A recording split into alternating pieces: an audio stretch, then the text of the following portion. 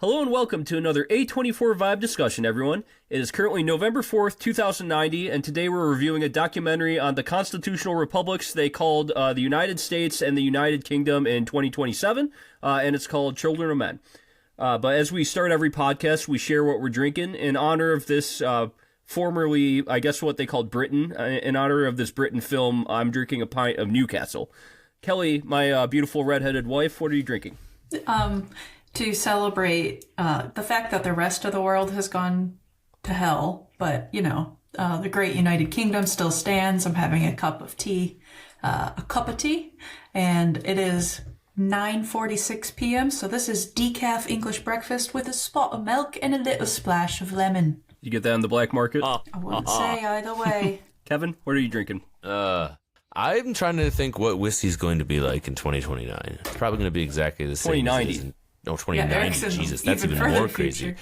Right, That's 2090. What is whiskey like in 2090? Probably still as strong as ever. You can only make it so much before it literally turns into like flame.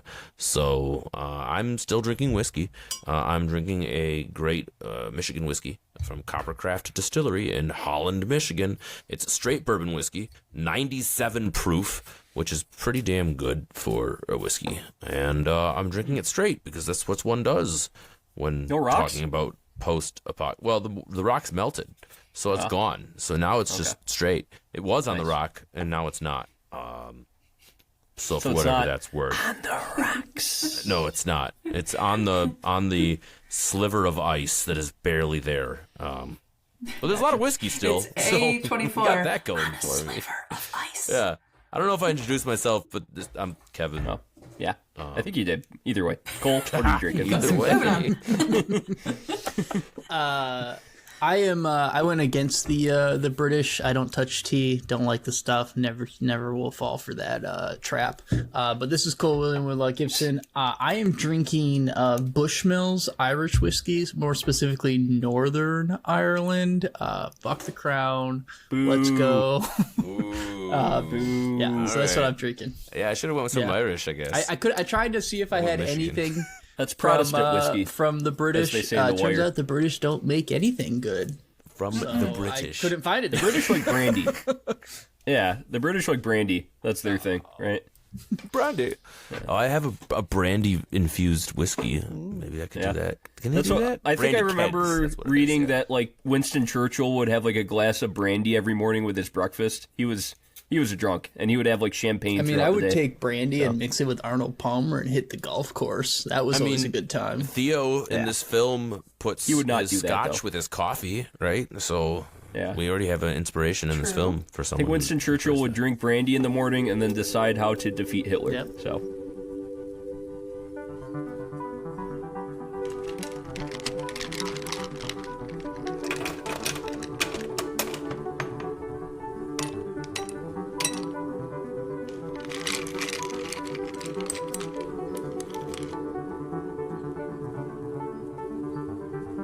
A24 on the rocks. So, yes, in honor of Election Day tomorrow in the United States, today we're reviewing Children of Men, a 2006 dystopian sci-fi film directed by Alfonso Cuarón and adopted from a P.D. James book called The Children of Men. Cuarón was actually directing Harry Potter and the Prisoner of Azkaban when this film was in pre-production.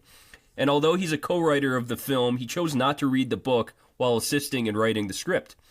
Most of this film was shot in London, and Cuarón took heavy inspiration in the dystopian future of A Clockwork Orange, and also the 1966 film The Battle of Algiers when directing the set and production design of this film. During the pre-production process of this film, the London bombings happened in 2005, but Cuarón refused to change the shooting location of the film because of how much the script incorporated London into it. It had a budget of $76 million and was released in the UK on September 22nd, 2006, and then released in the US by Universal Pictures on Christmas of 2006.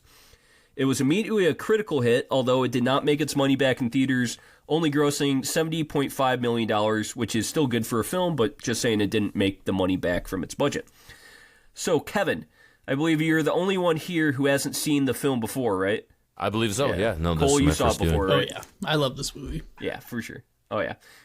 Did you know anything about it before watching, Kevin? I knew that it was really popular. It was. It appeared on your sister's. Was it Mount Rushmore? Yeah, Mount Rushmore dystopian of or dystopian sci-fi or apocalyptic films. Yeah, that one. So that was where it first got brought up on this podcast. And she spoke glowingly of it, and that was the first time I had heard of it. And since then, it was one of those where I was kind of just waiting for an opportunity to watch it. And then when I heard that it was going to be a vibe discussion, I was very excited. And I sat down, and it didn't disappoint at all. And I'll get into all those reasons later. But yeah, this was our very first time for me. But it was set up on a pedestal beforehand, and that's usually a unique spot for me as far as a movie. When someone tells me it's going to be a certain way, or I'm expecting it to be a certain way, my brain sometimes wants it to be exactly that. And in this circumstance, it did not disappoint, and I enjoyed it from start to finish, and I can see why it's heralded as such an important film, and all those things. So yeah. Mm-hmm.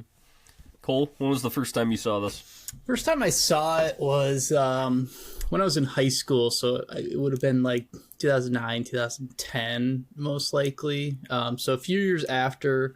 I had kind of heard a little bit about it, but I feel like this movie never really got a lot of accolades, or at least it never crossed, I guess, into, I would say, mainstream. But I ended up watching it. Won some BAFTAs, but it did not. I think it was nominated for a couple Academy Awards, but did not win. Yeah, and I don't know how it did at the box office, but I feel like it probably didn't. It didn't make its money back, but did okay, like $70.5 million, which is fine. But yeah. But I kind of watched it on a whim and just really liked it. I really liked the story, and I thought it was super unique, and just the just kind of drops you into this weird post-apocalyptic world. I always like seeing these like dystopian type movies, and I really like the spin of this one where it's, I would say, a more like grounded dystopia. Like, granted, it's weird that no one can have a child, right? Like, they don't really explain it. No one knows why, but they just kind of drop you into this world that isn't just a nuclear wasteland. It's not, Fallout, or it's not a zombie apocalypse. It's not anything. It's just like people aren't having children. They can't have children, and no one knows why. And it's just the world kind of crumbling around them while certain countries or factions are trying to like grasp on to, I guess, normality and their control, and it's very unique. Yeah, like I think I hear in the background, it's 100 days into the siege of Seattle, and you hear how all these other countries are just going to shit, and Britain is supposedly the only somewhat normal one, although it's definitely not normal at all. But Kelly, I watched this film, I think, after my sister suggested it to me, but that was before our Mount Rushmore. When did I suggest for you to watch this the first time you saw this? Yeah, we watched it together due to your sister's recommendation. And I think that was during COVID. It was at least after we were married. Yeah, for sure. Well, quick plot synopsis. This film is set in November of 2027 in a world where there has not been a baby born since 2009. It centers around a man named Theo, who wanders into a cafe to get coffee one day when he sees that the world's youngest person, baby Diego, has died. Shortly after he leaves the coffee shop, it explodes. It was a coffee shop, right? I don't know what. Yeah, okay. Anyway. Ordered his black coffee and got out of there? Yeah. Thank God he didn't get cream On top or sugar. Of, right? Yep. He didn't even get to drink it. Like, what a waste. Sorry. Sorry. On top of mass infertility, Theo is also living in a totalitarian police state in the United Kingdom that is extremely tough on immigration. Immigrants are called Fugees or fugitives, and we see them in cages all throughout the UK in public, and they're usually, in cages or concentration camps before they're deported or executed. It seems, or at least the news wants us to know, that the rest of the world is in utter chaos, while the United Kingdom is the only country hanging on by a thread. Now, today I again want to do a more general discussion, but I really want to focus on the characters of this film, because I think each character in here they have their own arcs, and they sort of represent a different theme of that the story is trying to portray too. So let's start with our main character, Theo, played by Clive Owen. Kevin, what did you think of Theo when you first met this man? Yeah, Thelonious. I love that name, by the way. I think that's Theo. a freaking fantastic name. Thelonious Theo Farron. I love this character. There's something really unassuming about him when you first meet him. You know he's supposed to be important, but there's something that's very vague, very blank about kind of who he is. You don't really get a lot about kind of his past right away. You certainly don't know that he's a former activist who has a bunch of ties to the underground. You kind of just get this idea that he, is going to be our main character. And as the film progresses, you start learning more and more about his past, and you can kind of see why the conviction that he has in trying to, save the world. And you truly root for him, right? You become a fan of his character. You want him to succeed. You want him to be able to navigate all of the different plot twists and throws that the film throws at him. Well, throws and throws. Anyway, I think that Clive Owen did a really great job with him, too. I think that by playing this kind of man in a trench coat that doesn't have a ton of other physical elements to his character, he does a great job with his dialogue and the way that he kind of just imports himself into the rest of the film and the characters that he integrates himself with. I really enjoyed him from start to finish, and especially with his dialogue and moments with Michael Caine, and I'm sure you'll get to that when you talk about the characters there. Mm-hmm. But I really liked their interaction together, and I think that his character was just awesome. So good on Clive Owen for that one. Mm-hmm. Cole, what did you think of Theo, and do you think he kind of portrays so Alfonso Cuarón actually he said when making this film that he wanted to make an anti-Blade Runner film. He wanted it to not feel like Blade Runner, although it was very sci-fi. And this main character, Theo, does remind me of Rick Deckard a little bit. He's cynical, he's very bitter, and does not like the world he's in. Do you think Theo kind of breaks out of the mold of our average normal sci-fi leading male in a way?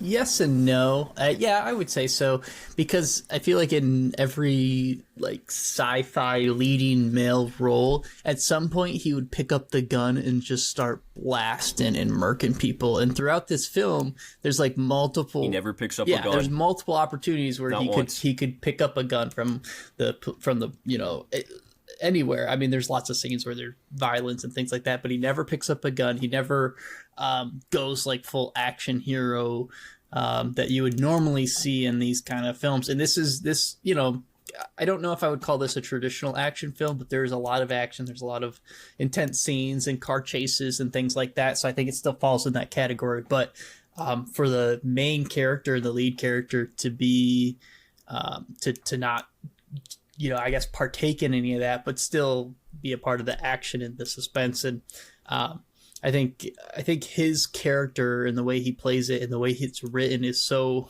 I really like it because he's basically, it's the end of the world and there's two factions. There's the fishes, which are kind of the rebel group, and then there's the military of the British Empire that's remaining, and they're fighting between them, and he's just caught in the middle, and he's just a man trying to essentially protect this woman that he's developed a bond with, and he knows that he can't take down either faction. He's not a soldier. He's not trained with any of that stuff. And I liked that aspect of that kind of groundedness, where typically in these films it would be, I'm just an average man. And the next thing he's like, SEAL Team 6 going to town on some people. And they never do that, which I think shows good restraint and good vision in writing.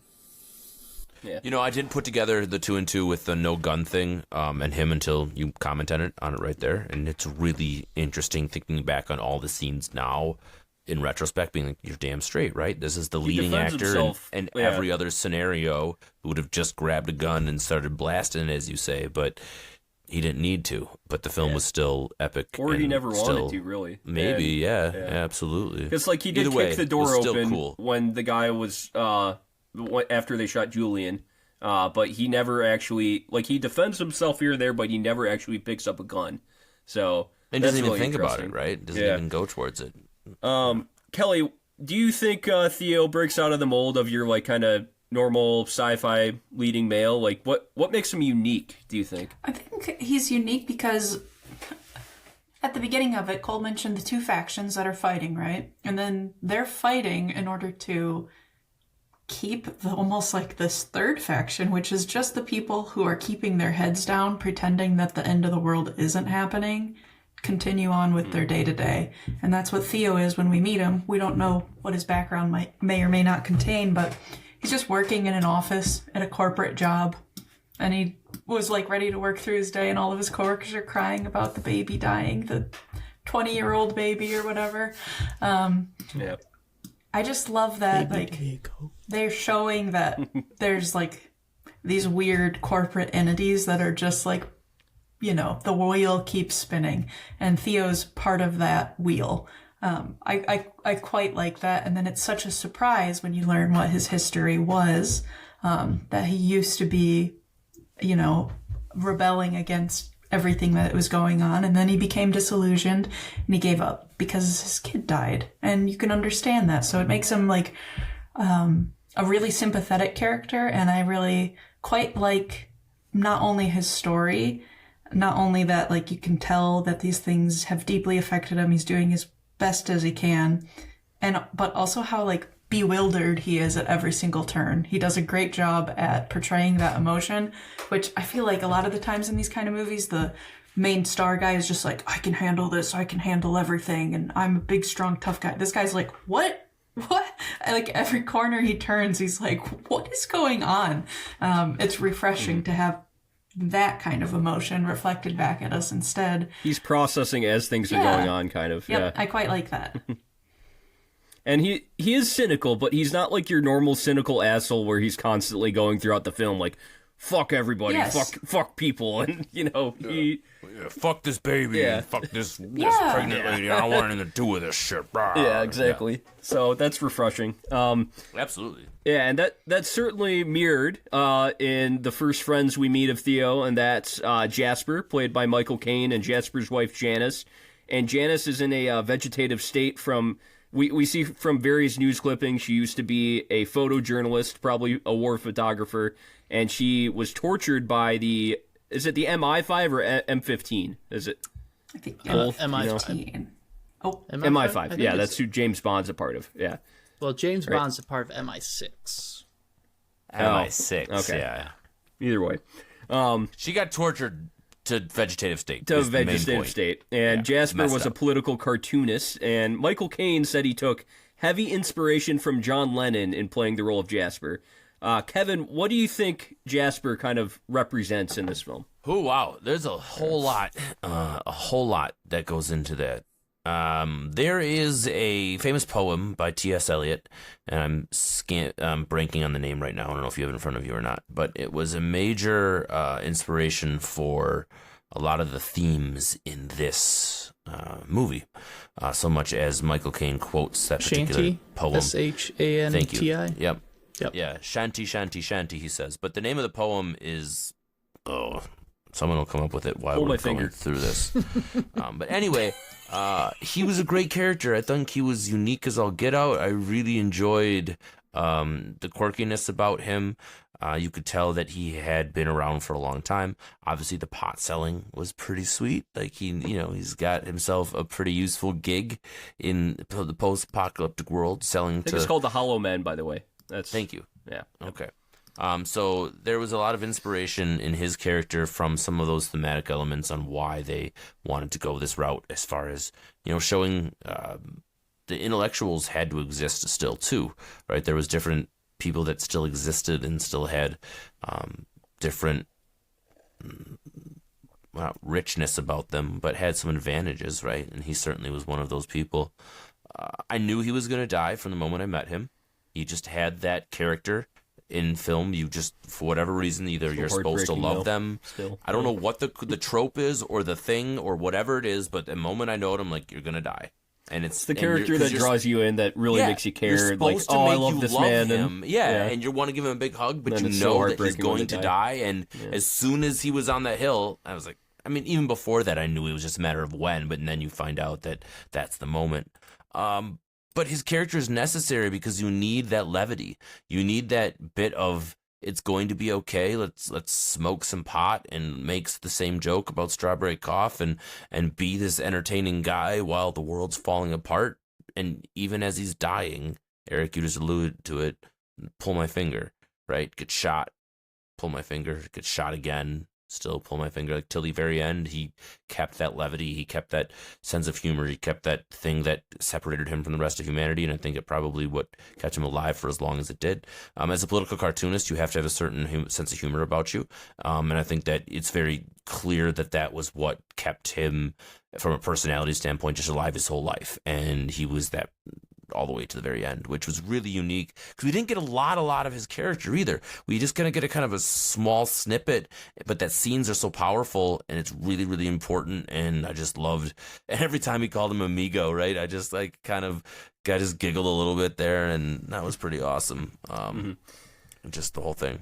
So, and that's there was somebody who pointed out from the Chicago Tribune that there was a character called Schwartz in Orson Welles films called Touch of Evil, and that character calls people amigo all the time. So I guess that's where Michael Caine might have got that from. Kelly, do you think this character kind of... I feel like he represents absurdism in the face of extreme, I guess, not evil, but extreme tragedy in a way. Like, because he is a political cartoonist, but he represents kind of absurdism and also pacifism in a way, because I feel like he is an inspiration for Theo, and like kind of Theo being softer with people, you know? Would you think that's true, or am I grasping at straws there? No, you're not. He does have a certain amount of absurdism to him. It does come when we say like political cartoonist, I think that they have to as well. But I also think he really represents, he's like the ideal of finding inner peace. And that's what, like, the quoting Shanti. I found it. It's called The Wasteland is the name of it. Wasteland. Okay, yeah. But part of... That's where they say Shanti, too. Yeah. Yeah. Okay. So Shanti is, like, this whole thing about, it's something for finding inner peace. And what he kind of does and represents is there's a lot of tragedy that has occurred to and around him, but he only can affect what he can change. He only accepts that there's only so much he can do in the world, and in spite of all of that, he's able to smile. And I think that's what finding inner peace a lot of the time means. So both he and his wife, in her own way too, have reached that spot. It helps that they have a really dope hideout. Like, you can't take that Cottagecore Britain. To a T. I would fucking live there. That's the only place I'd love to live in Britain. Because I'm sorry, British people, but I consider, like, living in London, when I think of that, I just think it's very damp and wet, and that doesn't appeal to me a ton. But then when I see, like, the British countryside, I'm just like, ooh, that's beautiful. I would love living there. Yeah. Small touch of the solar panels on the top of the building. Yeah. Like, it's supposed to be 2027, and you know that's not. That's that whole thing. I don't know if you're going to ask us about this, Eric, but like the touch environmentalism. Yeah. Well, not just environmental, but the way that they made it feel like the future without it making too ridiculous, like flying cars and hoverboards. Yeah. Like curving the cars just a little bit, making the screen float, doing the things that now, if you look at the moving billboards and the things on the rickshaws and just the things that are just a little touch that feel futuristic when 2007, 2020. Or what? My point is, it feels real now, and the fact that we're having this podcast in the end of 2024, and this film is set 2 years down the road, it feels so now, and that it. I don't know how he did it, but he. What's the name of our director again? Alfonso Cuarón. Yeah, Cuarón. He did such a ridiculous job of accurately feeling like just making a set and a design that, while not crazy futuristic, was just futuristic enough to make it realistic. And when you're watching it, you're like, this could actually happen. And this could actually be what the world looks like when all of this happens. And that's just fascinating to me. Absolutely. I guess, yeah, let's go into that. Cole, what did you think of, like, the design of this dystopian world? I know you're a big critic of when future tech goes too far in sci-fi films. You have a So good what point. did you think about we this? talked about that. Yeah, I like this future. I not like this future. I like the way that they designed this future. Like You'd enjoy if this happened. yeah, I know what like you're saying. Kevin said, they don't go over the top. You're not seeing guns with like crazy like lighting or lasers or things like that. The only things that I had like a nitpick was I've talked about it before. See-through displays I think are stupid and no one actually wants them. So that kind of gets brought up again in this film a couple times. And then the kid playing with his like I guess it was like a Rubik's Cube. I was trying to figure it out. Like I mean, kids being like completely oblivious to the world, like iPad kids or whatnot. Granted, this guy's probably like 19 or whatnot. Definitely realistic, but I was just like, trying to figure out what the hell he's doing. Maybe he's doing a Rubik's Cube, but otherwise, I thought they did like a very good grounded. And again, this movie came out in 2006, so we're almost 20 years removed from it, and we're also almost to the point where this movie is set. And for the most part, it's like fairly, I would say, realistic and grounded in most of the things. I had no real issues with it. I did want to touch on some of the things that this movie does really well is in like the QC side of this, if like all of the scenes where they're like have the newspapers on all the windows and everything like that, all of those were specialty made for this movie and like had articles and things about all of the like fall of the different countries and terrorist attacks and all that stuff. So I appreciated that. And then I did not realize this, but apparently during the initial bombing attack in there's a building called the Shard that's in the background. That's like a very big pyramid thing. Yeah, and apparently that wasn't even constructed yet, but they added it because they knew it was going to be built and they wanted it to be a part of it because it's in the future and they wanted it to be grounded in reality. And whoever figured that out and put that in that movie, I fucking love them because they're just like, we're going to make sure that everything is perfect and to a T. And that makes me so happy. Absolutely right. Like, especially when you're doing a futuristic detail in that, and you're like, this is something you like need they to spent be. the time and money to put a building in that like no one would know about unless they lived there, and they're like, we're gonna make sure because this is going to be the future. When you're saying that London is the last remaining major city in the entire world that we know of, well.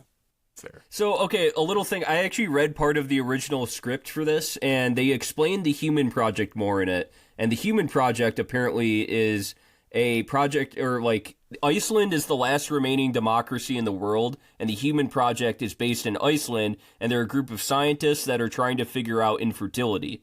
So, what we're kind of told, like, by the British government and what's actually going on might be two completely different things. Mm-hmm. Like, it might just be propaganda that Britain like and London is really the last remaining city in the world. I got a theory. Yeah. Okay, go ahead. Aliens. Fuck. Aliens. Is this maximum overdrive? You think aliens overdrive? cause mass infertility? So Jasper makes a comment, or no, not Jasper, but Clive Owen's character makes a comment. It's like, Theo says offhandedly, but you're a guy who claims to have seen a UFO. And then Miriam, is that her name, right? The name of the midwife. She perks up. Miriam, yep.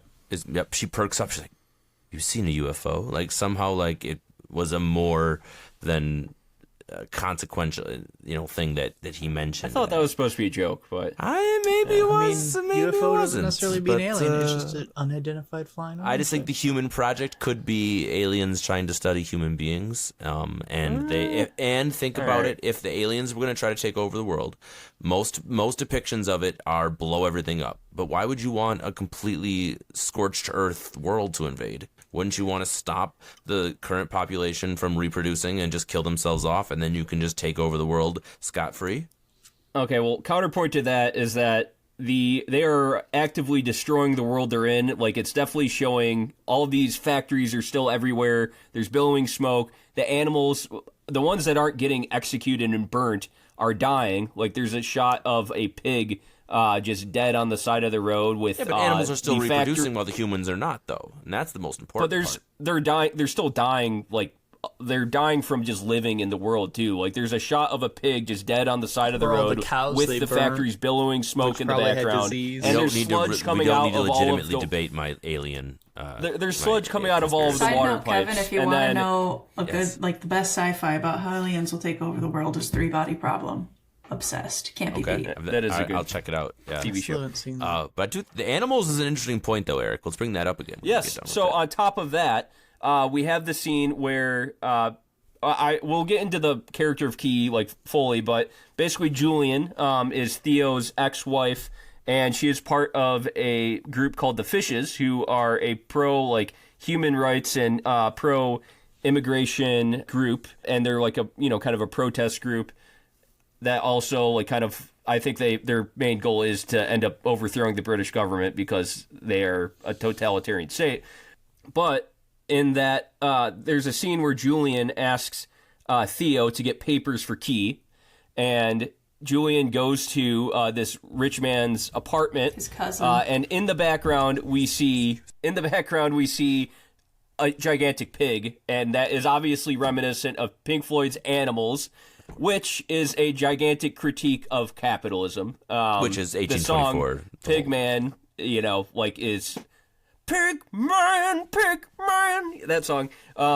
It is obviously a big critique of very rich capitalist pigs, and that what you could insinuate about this world. I'll just give my theory right here is that capitalists actively destroyed the whole world with pollution to make money. Like they wanted to keep doing this, to keep destroying and polluting the world so they could keep making money.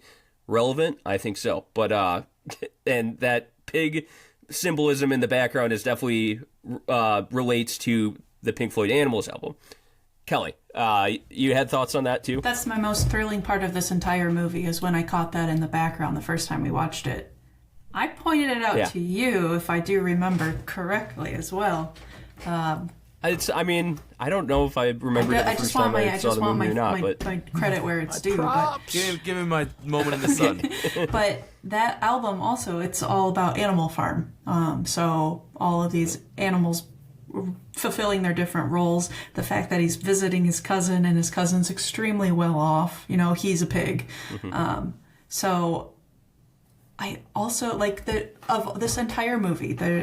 This whole scene with his cousin is the one that sticks with me the most. Not just because of the Pink Floyd reference, but also he has the Picasso in his dining room as well. Guernica. Yes. And the Michelangelo. And too. the Michelangelo, of course, with his And what leg does Guernica blown off in the represent? middle, replaced with Yeah, a right. piece He's of got the titanium or something, prosthetic. which is just it's so gaudy, over the top, just collecting things for the sake of collecting them. But the Guernica painting as well is Picasso's probably most famous work, and it's in response to the Nazis bombing that town. So the fact that It's an anti-war painting, right? fact that this man has that in his house while everything is going on as it is, and is saying I just try not to think about it, is just incredible. I love that entire scene. There's another piece that he references, and it's gonna the famous piece with the Virgin Mary holding the dead body of Jesus. The name of it escapes me, but he says it. We would have collected it, but we got there and it was already destroyed. But we get the symbolism of that later in the film when they're doing the pan on the still shot where thank you. We get that when the mother is cradling her dead son on the side of the road when we're getting the long pan 100%. during that big action scene, and it all pulls together that way too. I just love the symbolism of those art pieces and how you get so much of what the real world, or even what we know about the real world and old world, being still held on to, but for all the wrong reasons, it feels like. And it's just, but it's still there, even though this world is dying and falling apart and there's all of this destruction, but you still have this semblance of reverence and this religious aspect while, Satan is there in one way or another, I guess. For sure. It's just wild. It's just really good. It's such a great job. Cole, do you have any other ideas on why infertility happened, or do you give a little cadence to this alien theory?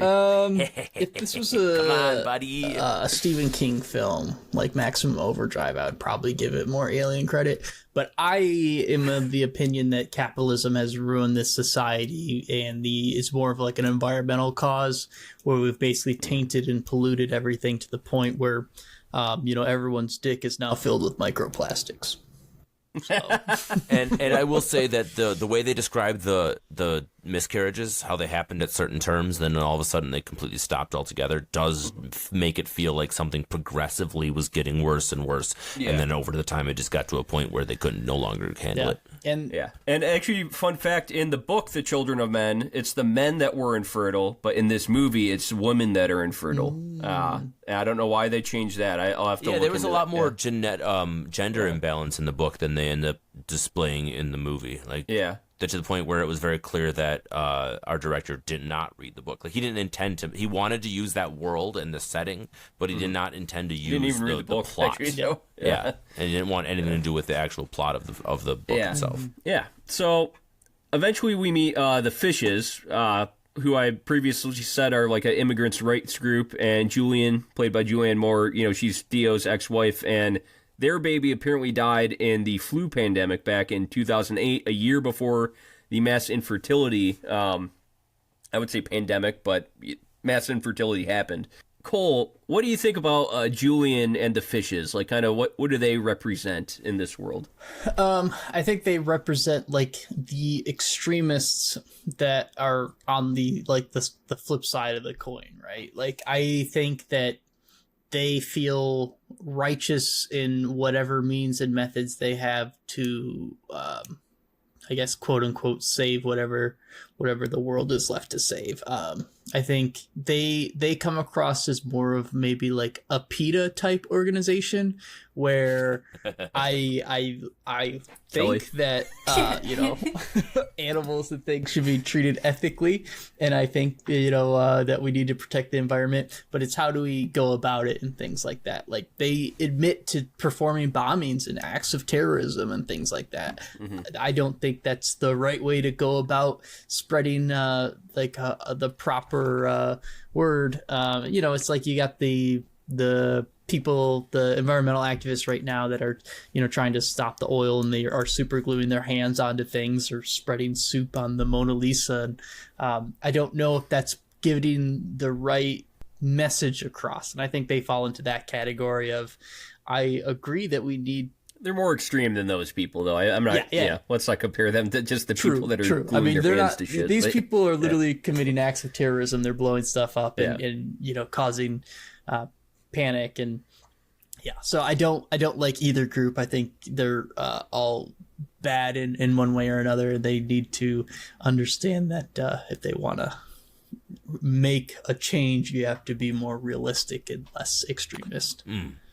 Isn't it argued in the film that they stopped bombing and that the bombs are possibly orchestrated by the government itself to keep their citizens in fear? But they opened the door for that, right? Like, if they, why did... True. By doing it, they did admit to doing it in the past, right? But there is a clear distinction between those two things. Like, yes, the terrorist group was doing it, but now the government is now responsible for it, and now making it look like the terrorist group is a scapegoat. Which, again, is probably going to exactly happen. That's what's going to eventually fucking down the road anyway. I digress. Well, I think what we see in that Picasso painting of Guernica, which is a very anti-war statement, I think this film is a pacifist film. Like, I think it is trying to say violence in any form is in no way the answer to achieve human rights and to achieve things that are good for the rest of society.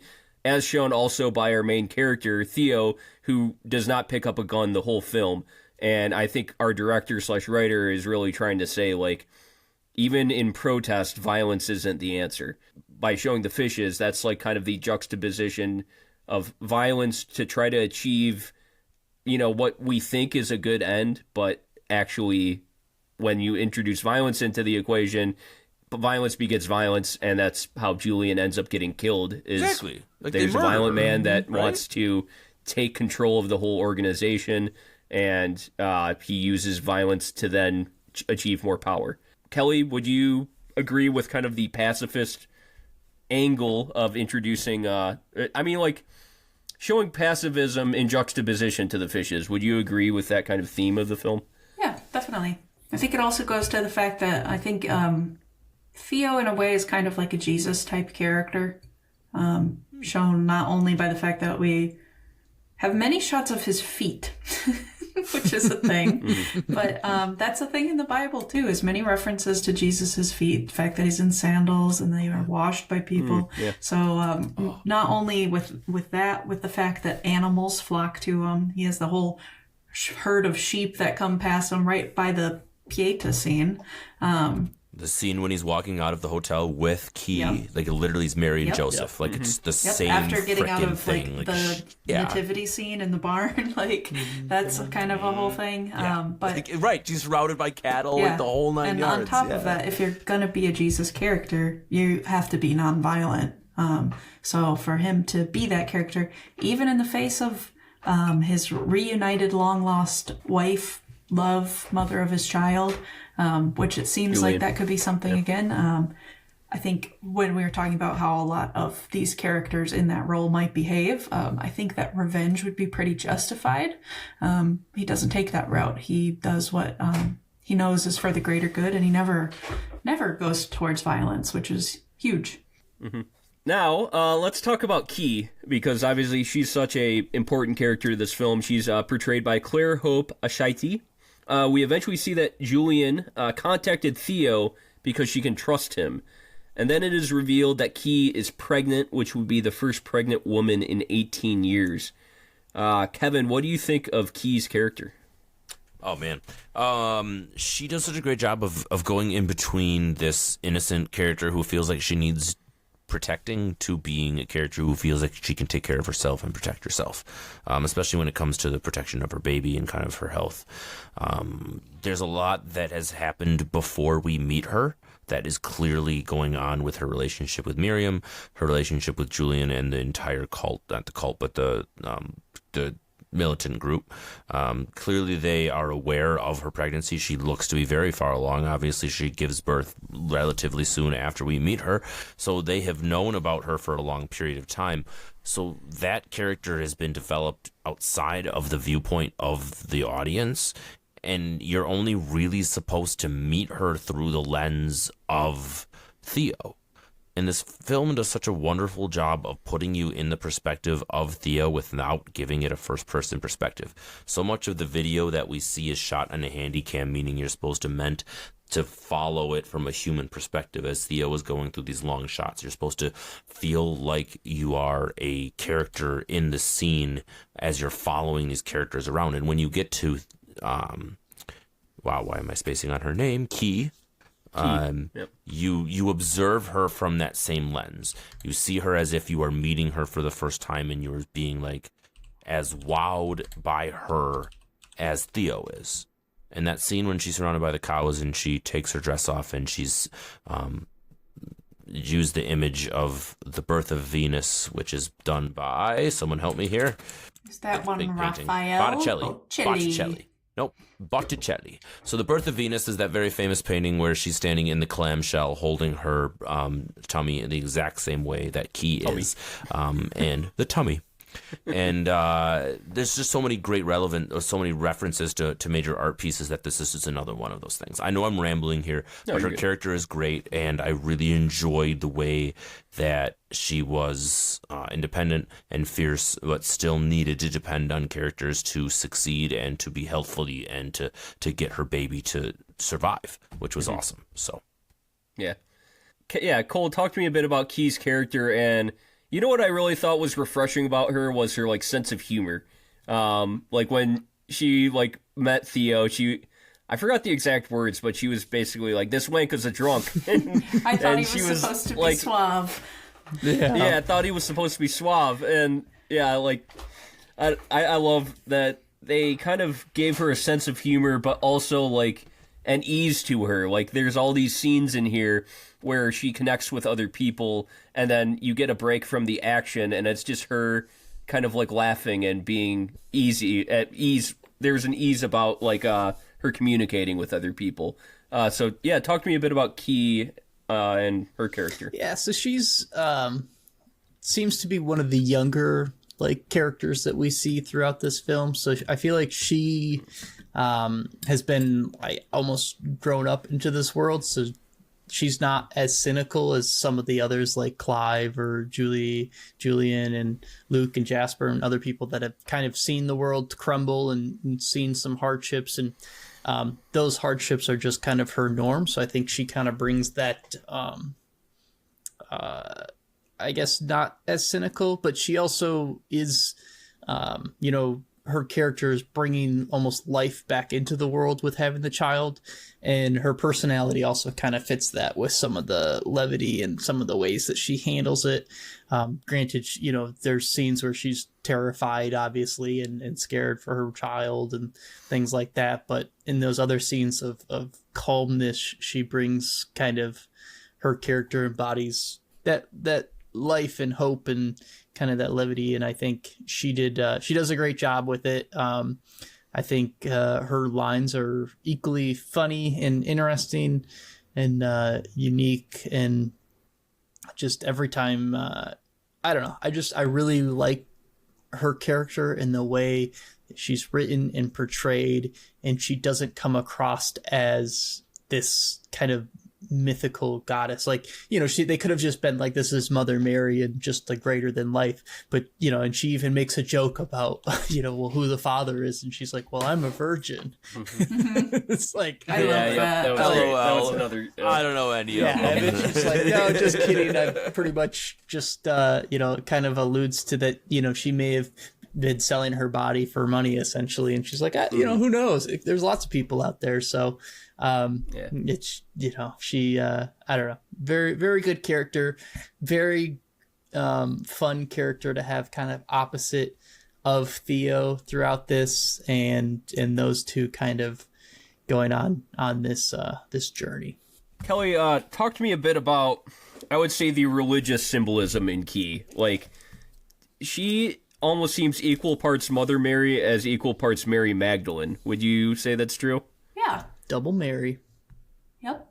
Because it's insinuated she's a former prostitute, which, some people think Mary Magdalene was a former prostitute. But then at the same time, she holds basically the future of the human race in her body and eventually in her hands. Yeah. I mean, I don't know what I could add to on top of that.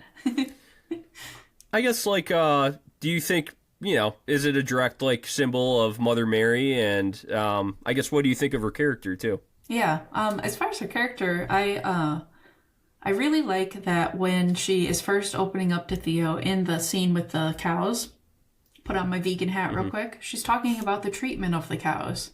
And she deeply cares about what's happening to them. I also like how they make all the milking machines look, that grounded, futuristic kind of look, and how they use that as a great source of lighting for that scene to make it really kind of holy.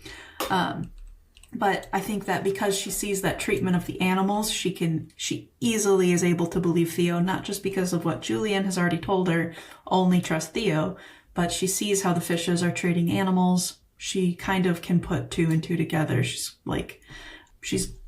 good about that. So as far as religious symbolism, I mean, you guys got it. I love when she does the what? I'm a virgin. For a second, everyone kind of pauses and she laughs. I love that she's able to do that. I love that she decides in the end to name her kid after Dylan, after Theo's kid. I think that's really beautiful too. So, I didn't even get that until right now. Really? And the crazy names that come up before Dylan, that but are I didn't really know funny. that was. Yeah. I love it. Yep. Love So. it. Yep. Yeah, I think that it's there, it's hinted, but it's not over the head with it. So now let's talk about cinematography a bit. I think this film has some of the best cinematography I've seen in a film in general, with a lot of one-track shots. And also, so our cinematographer, Emmanuel Lubezki, he wanted to give this film more of a documentary type feeling, and that's why I think the camera he used felt a little bit more like a documentary type camera, as opposed to kind of a more big budget science fiction type picture, I would say. It's especially evident in that one scene where Julian is shot. where, the gang of people come down and attack their car. Luke backs up, and this is all pretty much one shot in the car, and the camera follows it all the way. And I think, the producer of the film literally told the cinematographer, "You're crazy, we can't fucking do this all in one shot. I don't know what you're trying to do." And they succeeded doing it. So, Kevin, talk to me a bit about, the cinematography of the film and the feeling it's trying to give us. Oh, absolutely. I love all of the long shots in this film, how they absolutely are following our character in one long cut. I love films that give us this aspect of you're not going to get these jump cuts, these super edits, these fancified settings. It's going to be following your character through their setting, where they're going, how they're going to interact with each other, and you're going to give it this long exposure. And they do that throughout this entire film, and I absolutely love it. They do some really cool shots, too, with the juxtaposition between the foreground and the background. So where you're concentrating on something that's happening in front of you while something behind is also happening that's equally important. And they did a really good job of allowing those different scenes to kind of breathe while still giving you a lot of detail. This is a film that when you watch it back again, I think you're going to gain even more back from it each time, because you're going to see these little details that you missed the first time, because he did such a ridiculous job of adding all of the different details from start to finish. Like the futuristic aspects of the way that he just did the environment itself is something that you're going to want to look back and look at again. And from a cinematography standpoint, I think they just nailed it from start to finish. This movie isn't very long, right? It's only 145 minutes or so, an hour and 45 minutes. I always screw that up. Anyway, hour and 45, so it's not even that long, but they do such a great job of keeping everything really succinct while adding all those different elements to it. And a lot of it is simple, but it's super effective, and I really applaud his approach from start to finish on it. Yeah. Cole, what did you think about the cinematography in this film? I thought it was very good. I really like the long, one shot type scenes. We've had a lot of them in recent years, like 1917, that one scene in Daredevil. This one had a lot of those really cool scenes. I did watch some behind the scene type stuff in relation to that car scene where they kind of talked about how they had to modify the car so the seats would go back so the actors would get out of the way, as they had this camera mounted inside the car so it could spin, and they had to remove the glass and do all this crazy stuff. And I really like one of the final scenes where he's kind of running through this ongoing battlefield, and it really gives you that sense of two warring factions and just the people caught in the middle that are just trying to survive, where you have this terrorist organization and this quote unquote superpower fighting, and really the casualties are just the people caught in the middle that are just trying to survive and want almost no part of any of it, but they just are there. And that tank is just blasting away at that building with that you find out is just full of people living. So that whole scene of just the cameraman running and following him really adds, I think, some of that tension and terror, and just really, really well done, especially for, the examples I gave are, I guess, more modern takes, and they use some liberties with some CGI and stuff. Granted, they had it back then, but in 2006, I don't think they necessarily had a lot of the same technology as they do nowadays with stabilization and whatnot. So yeah, it's one of those films where the cinematography is an incredible technical feat. You see what they did in here, you're like, holy shit! How did they do that? My point about the handy cams is they really used that a lot too. Yep. There was a lot of shoulder cams and straight up just holding on, no gimbals. You're just letting the flow of that viewpoint, you're a human looking at it. Your TV screen is your viewpoint into this world, which I think was just unique as hell. I really liked it. I think that the cinematography of this movie is also a tie-in into the A24 universe. This is a newer A24, but we'll get to it one day. But Civil War, it really, I think, took a lot of notes probably from this movie. At least I would think so, because both are quite... take an observational kind of role through a war zone, with kind of the handycam shots and the more documentary kind of style. And I see that in both of those movies. So I just had to kind of make that connection right there, too, in addition to everything that everyone else said. Definitely. So now before we get to the end of the film, I kind of wanted to touch on just general themes of this film. And one of the big themes I thought was in here was the kindness of strangers. And I feel this film like heavily focuses on kind of like the goodness of the human race when all else is bleak. And this is definitely represented in Jasper. It's represented in, I think, the Russian woman, I forgot her name, but even up to like the final moments of when Jasper is killed too, he's trying to do a good deed for others, knowing that it will result in certain death.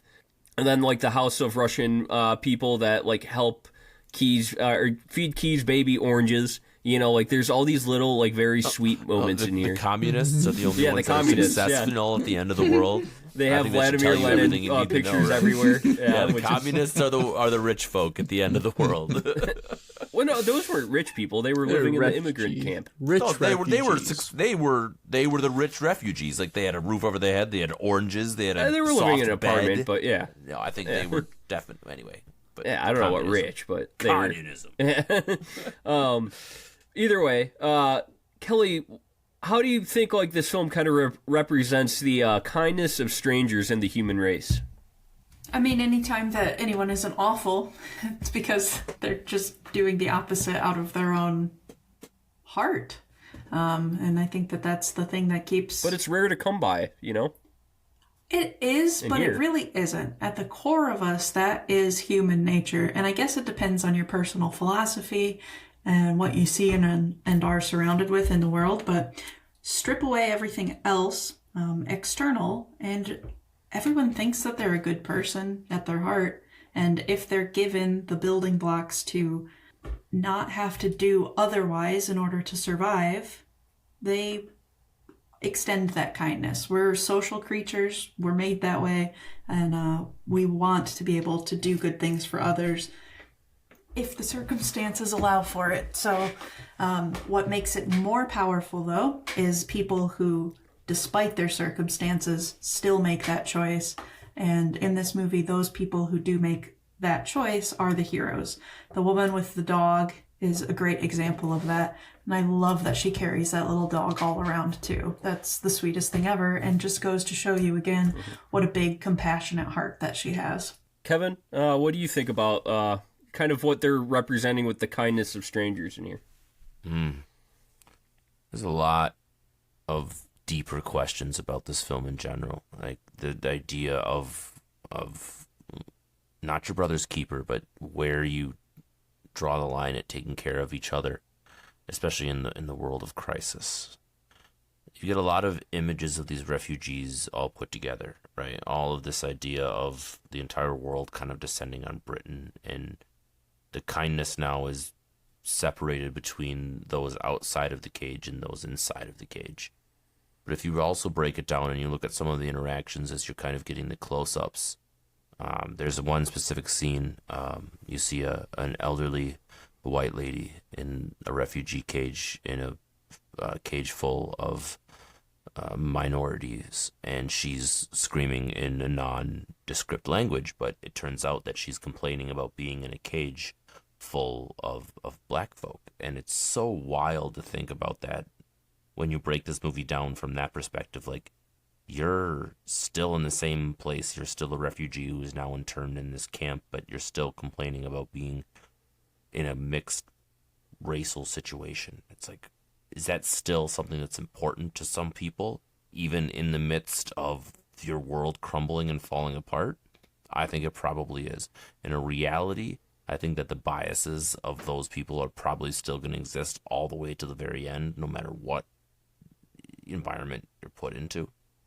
And this movie asks a ton of questions about the future, and it is eerily reminiscent of probably where we're going to go one way or another. And I don't really want that for us, but it's hard to see it going any other way, right? This film was written and directed post 9/11, directly as a result of the things that we were seeing directly of post 9/11. But when you ask him, and I'm so bad about remembering names. Alfonso Cuarón. when you ask Koran, he goes, it's not a new thing. This anti-immigrant status, this anti-immigrant mentality has been around for decades. And he says that directly in interviews, like, no, I didn't predict the future. I just saw what was already happening and put it onto film. Yeah, it's still happening 20 years later. Yeah, because it was happening then, and nothing's changed, and nothing's stopping what we're seeing now. And it's only amplified even further from the current politics from both sides of the argument and the fervor of anti-anything. It doesn't have to be anti-immigrant. It just has to be anything that's different than you, right? It doesn't have to be a different skin color. It just has someone else that doesn't agree with the things that you agree with that turns into this whole nonsense nightmare that we're seeing in this film. And it's just fucking mind-blowing that we're here now in 2024 to think about the same subject over 20 years later, even more embroiled than ever before. Is the world ending because of infertility? Hell no. But it just takes an existential threat for us to go back into our corners, into our worst natures, our nativist, tribalist natures. Yeah. And in this film, they also even reference real life things. Like they get that really sweet pan across when we meet Jasper's house for the first time, showing all of his history and the Iraq War and like all the different protests. And it just gives you this 30-second screen, and you're supposed to take it all in. You're like, you better be reading because this is the literal passport of what's happening in the world that you're watching this film in. This film was way ahead of its time. Yeah. And it's really important to talk about it now because it's even more relevant than ever before. I mean, we're 3 years off of when this film was set, and the book is even set even further earlier. It's like 2023 or 2022, I think, is the book. They moved it even farther back for the movie.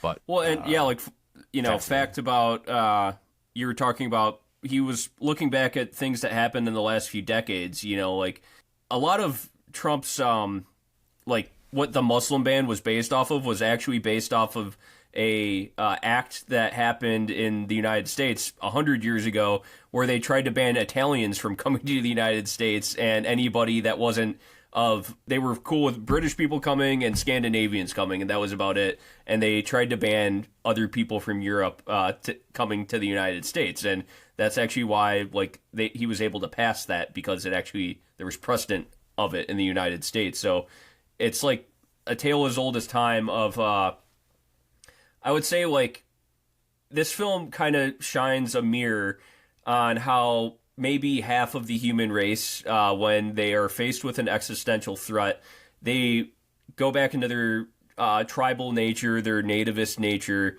and they care about just individualist aspects. And then the other half cares about collectivism and caring about groups, like the human race as a whole. And I think this film is a big kind of comment on collectivism versus individualism, or collectivism is the notion that we as a human race should live as a collective and do what benefits all people as opposed to just one person. And then individualism is the belief that society should revolve around what is best for the individual as opposed to what is best for a collective society. And this film shines like a big mirror on this. And I think that's why this is still so... They call this film prescient. It's so prescient today. Cole, would you... What do you think this film has to say about individualism versus collectivism, I would say? Yeah, I think this film definitely shines a light on, I would say, on the individualism versus it's in a world where like individuals are doing what's best for them, right? Like you get the cousin, I can't remember his name, the cousin of Theo. He's like the pinnacle of that kind of mindset where he is rich, he is powerful. He has one son, doesn't look like his wife is in the picture. He's collected all these, amazing pieces of art and history, and knowing that, he's doing this strictly for himself. Like there's, he's not providing any benefit or anything to society with collecting those art pieces from around the world and basically having those people wait on him hand and foot, and his kid doesn't even seem to give a shit either, right? And then the same thing goes with like the fishes, their mindset, and the kind kind of like the totalitarianism of like the British Empire of they don't care about the immigrants are all of them are fugitives, all of them don't belong, you need to wrangle them up. And you see all those commercials about it could be your dentist or your doctor or your neighbor, and like they're immigrants, you got to get rid of them. And then the fishes are they say that they're trying to protect the child, but they want to use the child for their gains, not for like the societal gains. And to the point where they're going to kill Theo. They take her away. She doesn't want to go with them. And, there's not a decision about what Key wants or what's best for the child. And, that scene where those two warring factions are fighting, and they walk out and all the fighting stops only for a moment, because they see the child. But as soon as she leaves, they go right back to fighting but I think if it was more of a collective, they would probably all put their arms down and come together and be like, we need to figure out how she's able to have the child and where we go from here. But instead it's like, we're going to destroy the other for the sake of, someone made that decision. So, very, very good movie. Very heavy on like the political undertones. And, this film came out right after, or I guess at like peak. It was after 9/11, and it was like peak Islamophobia. Yeah, Islamophobia, war on terror, all that stuff was going on. Obviously, they had the terrorist attack just after or during it was like 2 weeks after they filmed in London, where London had their terrorist attack. Like all this stuff was going on, but it's so applicable, like you guys have already mentioned, to today. And sadly, it's like you said, a tale as old as time, where humans have, as far back as you want to go back, have segregated or separated or gone into their tribal things, especially at times of stress and need. And there's I always like some of these like high sci-fi movies where the only time the Earth is ever united is when there's like an alien force, like a xenophobia, where it's like Independence Day. We'll all come together because we'll all hate something that's different than us. It's like, instead of us hating the difference between us, we'll all turn and face, hate something that's different There's than something humanity. so I different. feel like there's Now a reason that we're all alien the is same. the synonym, Yeah. right, for both aliens above and aliens.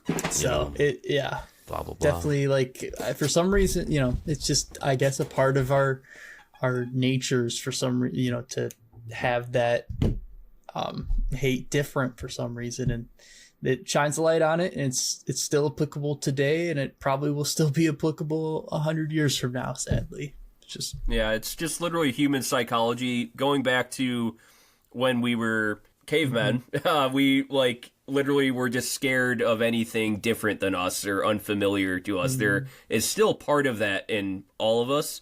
But then if you wandered too far away from your camp or your fire or your cave, you might encounter a bear that would eat you. That's just like literally human psychology. I choose the bear. And people have figured out how to exploit that human psychology and that nature in us to be afraid of those that are different than us, those that are unfamiliar to us. And it's a really sad thing. And in this film, I feel like the pig symbolism, those are the people exploiting all of these people to get power for themselves too. And on the opposite end, the fishes, I guess, they're exploiting, in a way, they're kind of exploiting Key, and they're exploiting the anti-imperialist / British Empire notion for, Luke is directly exploiting it for power for himself, But at the same time, I still wanted to talk about how this film is so prescient today, and how it is so relatable today, and how people think this is exactly where we're going to. Pertinent. Kelly, do you think this is where we're going? Pertinent? Prescient. Prescient, it means having or showing knowledge of events before they take place. Oh, it's like future seeing. Either way. Okay. A future thing. Kelly, how do you think especially we're going to have an election tomorrow, how do you think this film is, why is it so relatable to people today? And why do people think we're going, like, this is the future, you know? That's a question. Man, I hate the big questions like this. I just talk about movies for the aesthetics of Put them. it over to Kevin? Oh, no, I'll take it next no matter what. I mean, I'll take it if you want to think about it while I'm taking I it. pass. All right. So why is this relevant to the election, and why is this a cautionary tale for the future? That's a great question. So we are already starting to see certain societies in our world that are hell-bent on protecting their borders at all costs, no matter what cost that may be, whether that be a mass genocide, let's say. And I'll be candid, I'm talking about the Israel conflict currently. There are, I bring this up because this is relevant in movie and book term. World War Z, I believe, the zombie apocalypse, Israel takes a very, very hard stance and protects their walls and is a very, very, very concrete anti-immigration standpoint that protects them from the zombie apocalypse. And I know this is not the same thing, but I'm riffing on it because you see in today's world, just in general, people wanting to take care of their own interests and their own families. And I think that this is what is going to continue to cause this friction between everyone, is that as times get leaner, as times get tougher, as money becomes harder to come by, you are going to want to protect you and your own even fiercer than ever before. What your house that you've worked for, the career that you've tried to build, the family that you've reared, the whatever it may be, you want to protect that at all costs. And the thing that you don't know and the thing you don't understand is your biggest fear. We see that not just in film history, just in history in general, right? Eric has already talked about it when we were talking about this discussion, that the fear of the unknown starts to become this big, big thing. And whether you see big talks about the wall, right? If you start seeing things about protecting immigrants and all, the refugee statuses and sanctuary cities and all of this stuff, I think at the end of the day, you need to remind yourself, if you're a listener, like the golden rule, like take care of the family, like take care of, do unto others as you want to do unto yourself. And I think that's really, really relevant in today's society. And if we're voting and if we're thinking about it, it's just a matter of looking at all of the open-mindedness, because you want to put yourself in their shoes too, right? What does it feel like to come across? And man, if you want to look back at this is probably a bit of a ramble. And Eric, I don't put myself in your shoes, but yeah. It's really important to be empathetic with folks, no matter what scenario you find yourself. If the people in this film, if the people in Children of Men were more empathetic towards some of the other causes, we wouldn't have seen some of the violence that we see. We probably would have a more streamlined ability to get Key to the right people to take care of her. What we do get is a great scene where they're walking out, where everyone's like, oh my God, this is a baby. And you just get the stoppage of time as she walks through. But in a real world scenario, right, you would want everyone to be able to take care of that baby. It's the first thing that you see. Mm-hmm. Anyway, I'm going to turn it over to Kelly. I hope you have time to think about it. I stalled long enough for you. Kevin, I love everything you said, but I don't have anything that I want to add on this. That's fair. All right, thanks. I guess, so what I'll say is that when we look at, like, the actual statistics, like, you have to really wonder why the fuck are we afraid of, like, undocumented immigrants or immigration in general. Undocumented immigrants are statistically 50% less likely to commit crimes than native-born citizens per capita, according to the National Institute of Justice.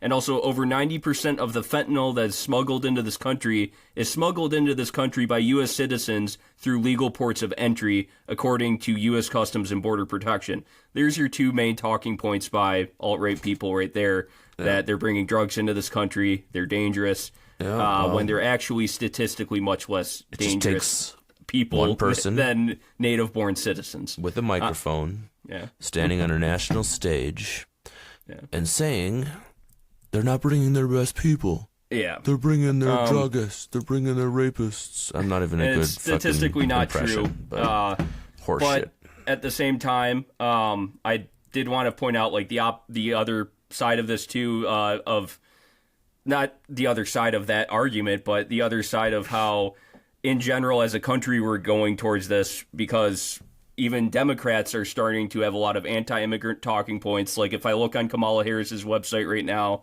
I see that she has talked about expanding border agents and giving millions of more dollars to border security and to the U.S. Customs and Border Protection.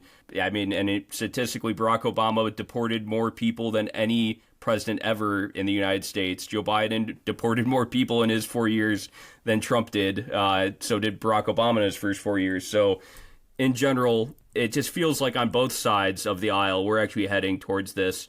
And that's why this film, I think, is so prescient today, is like we look at all this anti-immigrant sentiment, even, you know, on the Democrat side of the aisle too. And it's, to me, it's just statistically not true that immigrants are more dangerous than native-born citizens. And I mean, in general, we do just need more immigration judges to work through trials and cases of people that want to claim asylum, because right now it's completely overwhelmed, and that's actually a big problem in the system. I think that people use those talking points to dig into this deep fear that humans have in general of people that are unfamiliar to them. And I think this film touches on that so well, about individualism versus collectivism, doing things for the good of society as opposed to doing things for the good of just yourself. And that's why I wanted to bring that up too. So, yeah. Yeah. Cole, I don't know. Do you have anything to add on that if you want, or you want to? No, I think we've kind of touched on all of it. Yeah, for sure. I'm just saying, when I say it's a tale as told as time, I mean, it's like it's been in recorded history, right? There's always that fear everywhere. I mean, genocide in general always goes back to that fear too. They use that fear of people that are unfamiliar to you, people that are different than you, and they use it to kill mass hordes of people. And look, I mean, luckily, that's not happening in the United States yet, but we do see this big dehumanization of people that are different than us, and that's just a sad and scary thing that I think is happening. So, anyway, let's get to the end of the film. So now, the ending, Children of Men, ends with Theo finally getting Key onto a boat and paddling out into the sea in a canoe.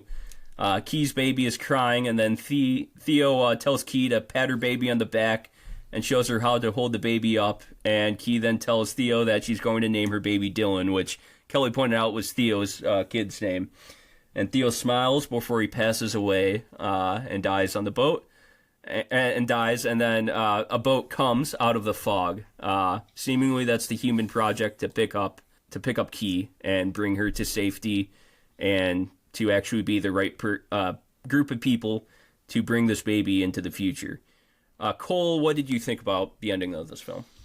I thought it was like a very fitting, like, you know, no real surprises. Like, I think Kelly may have been the one that mentioned that, you know, when you get introduced to Theo and kind of his part, you kind of get the feeling that he's not gonna make it through the film. So his death, I think, was fitting, and it gave him kind of that closure. You know, he's lost his child, he's lost, you know, his love of his life, his, you know, ex-wife, and he, I think, finally did something that actually meant something in the world, because, you know, he was an activist, and then he got out of it because he saw real no end to it and no point, and just kind of went back to being a cog. But then he's, you know, got roped back into it and actually, you know, made a difference. And I think he passed away with knowing that he gave his life for possibly hope in the future. And then that boat coming, you know, we didn't know if that boat was ever going to actually show up, so it was nice to get that closure as well. And it kind of closes with that. And I don't think you really need much more. You know, we don't know what happens in the future, you know, in this world, and you don't know in actual world. So I really liked it. I think there was no twists or anything crazy, and, you know, they weren't building it for a sequel or anything like that. So I enjoyed it. I thought it was a good ending. For sure. Kelly? What do you think about the ending? And also, do you think that boat was going to carry her to safety? Yeah, I agree with everything that Cole said. It's a good, apt ending, and I certainly think that she will be taken to safety. Okay. Kevin? What do you think about the ending? Same. I mean, I was very disappointed that Theo dies. I really wanted him to survive. I thought it was a little bit unfair that he went through all of the time and effort to get her to safety and then, gets murked. In that scene where he does get shot, I was like, wait, did he just get hit? I hope not. Like, you see the two muzzle flashes, and then you see him kind of turn from the door, and I'm like, oh, it looked like he got shot, but he didn't immediately react to it. And of course, they wait, and then have the scene with the blood, and Key really acts like it's her own, and I was, wait, what's going on? So, like, for a first-time viewing, they did a great job of kind of stringing me along from that viewpoint. I really wish he would have survived, though. I think it was not important for the film because you want him to be this martyr type, this savior type, the one who wants to kind of further on society without being there himself. But just felt like he deserved to be there, I guess, for the amount of effort and time and whatever else he put forward towards it, especially with, losing Julian and losing his son and all of those things. Like, it just would have been nice if he, especially as being someone who didn't believe in the human project, as being a cynic, like, to be able to see that, it would have been kind of cool. I was even hoping after he died, like, he just had passed out and he was somehow still breathing and that he wasn't actually dead. He just, lost enough blood to pass out, but probably not. He probably is gone. And I really hope that the human project is not a bunch of aliens like I talked about before. Cool. If you want to believe that he survived, the following year, Clive Owen stars in another movie called Shoot 'Em Up, and the whole premise is him basically rescuing a baby from a hitman squad of a bunch of gangsters, and then spends the rest of the movie murdering a bunch use a gun, though? of gangsters and protects a baby throughout the whole thing. I think I remember seeing Shoot 'Em Up when does it he came use out a gun in and does he college. buy Oh one? yeah, so Lots like- of that guns. can't be He Theo, then. murders a bunch of Theo takes a real hard turn and decides guns are the answer to save this child. If I remember right, he does like a power slide across a floor while killing people while holding an infant. Yeah, it's the most ridiculous, but he's, it's Clive Owen saving a child. It's basically the same movie. It's a combined one universe. has more guns. Sure. All right. Well, let's get to our ratings. If you have not listened to this podcast before, we do a A+ through F- 24 rating because, we're A24 on the rocks. And this is a A24 vibe discussion, but same rules still apply. Kelly, what is your final rating of Children of Men? Children of Men is a fantastic movie, my favorite in the post-apocalyptic genre. I like that it's, what did you say? You said grounded dystopia. I appreciate that aesthetic. I like that we're not too far gone. Everything feels super, super believable. Our pacing and our beats are spot on to keep you absolutely in your chair, eyes on screen for the entire film. The use of music is cleverly done throughout it. Very beautiful choices along with the symbolism. I think that's the most impactful thing on top of everything else, on top of all of the worry that it gives me about the future. It does give me hope. And evidence of that hope is found in the fact that throughout our past, we've been faced with all kinds of despair and people still create amazing works of beauty and art and stories, and humanity keeps moving forward and finding hope again. The fact that children become the symbolism of hope in this made me, it kind of changed the way, sorry, my cat just jumped on the chair and scared the crap out of me. It affected the way that I kind of look at the world as it is right now. That's a huge thing for a movie to do. Not only kids are great and everything, but they are our future. And it would be a massive loss for us if something like this were to happen. And it would cause a chaos like this. It's a crazy kind of thing. Imagine never hearing a baby crying again, or even a baby's voice. That's, I don't know. Yeah, you That's don't actually really a sad think thought. about those kind of things, but they say things so artistically, like when the playgrounds fell silent. And you think about that, and it's like, that really is the beginning of absolute despair. That's so sad. I love that. I love our characters. We talked about Jasper and Janice for a while. They're fantastic. Key's fantastic. Everyone's great. Cinematography being documentary style as it is the right choice. I'm glad that and the handycam aspect of that as well. I could see this going in like a really Hollywood kind of way and become like, I don't know, Day After Tomorrow or like, I don't know, like that level of production. And the humanitarian side of this movie would then become lost because now it would be a different story. Like it would change everything if it was filmed differently. A choice as simple as that. So I love every choice that they made. I love this movie, and it impacted my life in a really kind of beautiful way. So what else could you give a rating for a movie if it does all of these things other than an A+24? Yee. Cole, what rating do you give Children of Men? So I really like this movie. It's been one that I think about a lot and go back and watch periodically because I really like the world that they built in the very unique way that they present it. Again, I really like this idea of a world that is crumbling and you're seeing it from the perspective of people just kind of caught in it that don't want to be a part of these two factions. Normally you're kind of seeing it from the good guys versus the bad guys or whatnot. And this one is kind of like they're all bad guys. They're just people trying to grasp and take over what little power is left in this crumbling society. The cinematography is beautiful. There's a lot of really cool shots and scenes.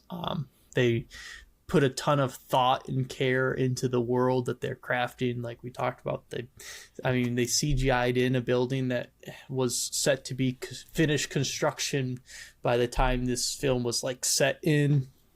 And some of the, like, just so much thought and care went into it. And it's a movie that I recommend everyone go out and watch and see. And it tells a fantastic story, but also kind of puts in perspective stuff that goes on in the real world. And I think it presents it in a way that is, movies are entertainment, but you kind of learn and understand more about society and kind of let you reflect on things and maybe process some stuff while consuming a very good piece of media to kind of broaden your horizon, so to speak. It's hard for me to say anything bad about this film. There's not really anything I have from a negative aspect. And, I talk about this movie a lot, which means it's very good. And if I can't say anything bad about it, and they do such a good job on the quality control aspect of this film, that it has to get an A+24. Like I just yeah, quality control A+. Can't not give it to it. So very, very good. Love this film. Go out and watch it if you haven't seen it. For sure. All right, I think I'll go next to save Kevin for last. Yeah. So that bird. This film is like one of the prime examples. It's one of the prime examples of like dystopian sci-fi that just like hits me so hard, and it's really well done. Like Cole was already saying, the cinematography was awesome and like beautiful for that, like especially that time where it was experimental cinematography. They made it more. They had a big budget, but it felt more like a documentary, which was really cool, and it felt really raw and real, and maybe that's why it still looks so good today and feels so real today. And like we were saying, on top of the themes it all touches on, it feels more prescient today, or it feels prescient still today, and it feels like it predicted the future. So why does everybody hate me using the word prescient? Because nobody's used it in an actual conversation in any point up until. You guys just don't play Scrabble. I think That's Russia. true. Yeah, exactly. Like it is European. I'm sorry. It's Russian. like once I pointed it out, now I'm noticing how much it's used. It's becoming funny. It's a What good. if he's it's a right good the word whole time, though, especially and to we You describe are it. right. I know that he's right. Yeah. It's just I just can't. funny word. Wrap my head around it. All right. New word a day. right. Anyway, Word also of the day. very good acting. Prescient. Extremely they took a book and then just expounded upon it tenfold, and this is the prime example of what I want when I watch dystopian sci-fi. I want to be put in a world like this, and I still enjoy I don't want to actually live in this world. I meant I want to watch a film in a world like this that feels so real yet still feels futuristic too. So all that being said, and all the points we made throughout this film, all the symbolism that's in this film, I give it an A+ like everybody else. This is one of my favorite sci-fi films of all time. Maybe, has to be at least top 3. I don't know if I'll say right now it's my favorite. I have to look through a whole list. But either way, I really enjoy this film. So, all right, Kevin. Oofta. Where to even start? I feel like if Alfonso Cuarón could have written and directed a film that made the commentary on what he was seeing around him in his modern day world without setting it in a sci-fi future, and he could have made it where people would have embraced it as not a political piece or not as a protest piece, but as a reality, he probably would have. But he had to set it in some sort of futuristic sci-fi world to get the message that he was trying to tell the world of what he was seeing. I think that this film is a very real portrayal of the fears of what can happen in an isolationist state and what can happen when you reduce your empathy for your neighbors, from the people that are also human beings in general. I think that when this was written and when it came out, it was set in a future, but it was grounded in reality. And there's a reason that we've been talking about this in a thematic standpoint for a majority of this conversation, especially when you look at it in the guise of the election that's happening tomorrow. And I know this is my final review, but this film is so poignant today. And if you were to take another review in 20 years, I guarantee you it's going to be even more poignant in 20 years from now. I can only hope that this media still survives and that people can have a conversation and that we can somehow look back on this, right? Get it before the government takes it off the streaming services because it's too prescient. The government's controlling us, man. Target just started taking down CDs and it started all over the place. Clive Owen, Julianne Moore, Michael Caine, major props to all of them in their roles. They were all unique and different. They all did a really great job in portraying this really important theme. And Children of Men, it's interesting to me that it didn't get a lot of notoriety when it came out. It was kind of just another film. But then when we started seeing the rise of xenophobia, a lot of the Trump speak, a lot of the craziness that we started seeing, 2016. Isn't that crazy? So this film came out in 2005, post 9/11, which is when the Muslim Islamophobia stuff was happening. But now again, this film it gets came out in revitalized. 2006. Yeah. Sorry, 2006. But my point is, it was written point after 2001. But now, when 2016 and the start of the rhetoric started coming around again, that's when a lot of these YouTube channels picked this film up again. It was like, oh my God, the commentary was so relevant to then. I am rambling. I have said that 4 times tonight. Whiskey, hell of a drug. A+24, really well done. If you haven't seen this film like me, go see it. Because I honestly feel like Kelly a little bit changed after seeing it. It was really well done, and it asked a lot of really good questions. So, well, there you have it. Tomorrow's the election. Go out and vote if you haven't already. I'll be unequivocal. I'm gonna vote for Kamala tomorrow. So yeah, I think she's the lesser of two evils. I'm just gonna put that out there, just so I did give her some criticism earlier, but I still think she is the lesser of two evils, and I'm just going to be unequivocal in that. So. just going to say that. We don't I just want to be unequivocal in that so people don't accuse me of supporting fascism or something. So anyway, Please go out and vote tomorrow. No matter who is president next week, we will be reviewing the A24 film Slice. So please check back for that. And if you like what we do here, please rate us 5 stars. Subscribe, tell us how pretty we are, and follow us on our social media, which is pretty much A24 on the Rocks across all platforms. Thank you for listening, everybody, and good night. Bye. Good night. Good night. Goodbye. I apologize for nothing. Prescient. It's prescient, though. Prussia. Not prescient. Prussia. Prussia Harris.